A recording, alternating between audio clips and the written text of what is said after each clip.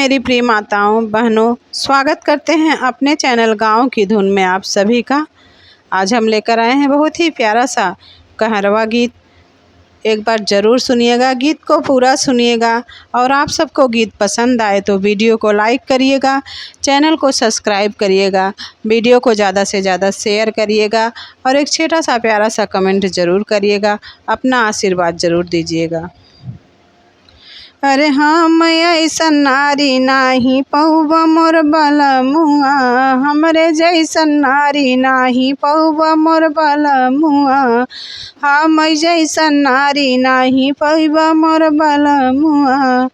एक कूला खेतवा राजा कई दाई जोतबा, एक कूला खेतवा राजा कई दाई जोतबा, कई दाई जोतबा राजा कई दाई जोतबा, एक कूला खेतवा राजा कई दाई जोतबा। तितली बोइबा की मदार मोर बलमुआ, तितली बोइबा की मदार मोर बलमुआ, हमरे जैसन नारी नाही पहुबा मोर बलमुआ, हम जैसन नारी नाही पहुबा मोर बलमुआ, हमरे जैसन नारी नाही पहुबा मोर बलमुआ।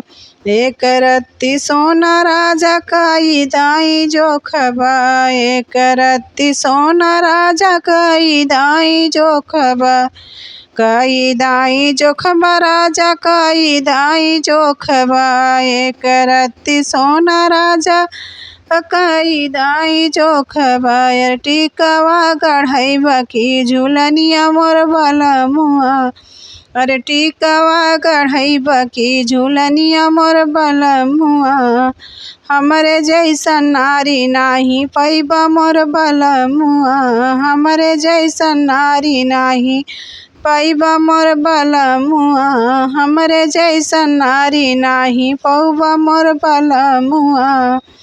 अरे 1 मीटर कपड़ा राजा कई दाई नापबा, 1 मीटर कपड़ा राजा कई दाई नापबा, कई दाई नापबा राजा कई दाई नापबा, 1 मीटर कपड़ा राजा कई दाई नापबा।